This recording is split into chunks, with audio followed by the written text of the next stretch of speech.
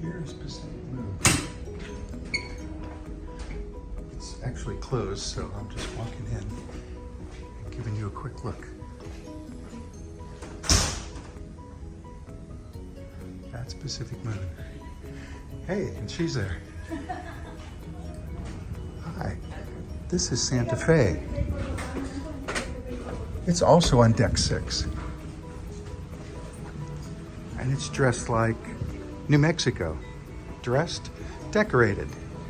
Notice, so over there is Pacific Moon, over here is Santa Fe on deck 6. This is Vivaldi. It's down on deck 5. And it has this guy and her.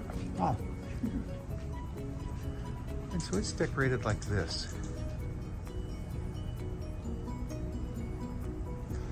So half of it faces outside, the other half has a mirror with little glass dividers every so often. And this is the Savoy. So we're on the port side, deck 5. And it has a sea monster. And so it has windows on the port side and mirrors on starboard. Remember,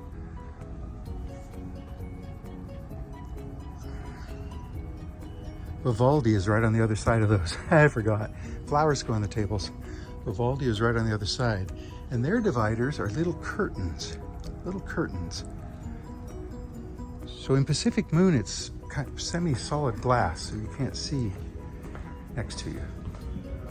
We're on deck 7, and throughout deck 7 are signs pointing to the International Dining Room. See, there's one there, there's a couple down there. This one, this way. And the reason is the International Dining Room is the one that's open for breakfast, lunch on sea days, and dinner. And it's in the very back of the ship. The other 4 dining rooms are in a cluster midship. So we're on deck 7 aft. There's Club Fusion. That's the back of the ship back there. Another sign for International Dining Room. You have to come back here.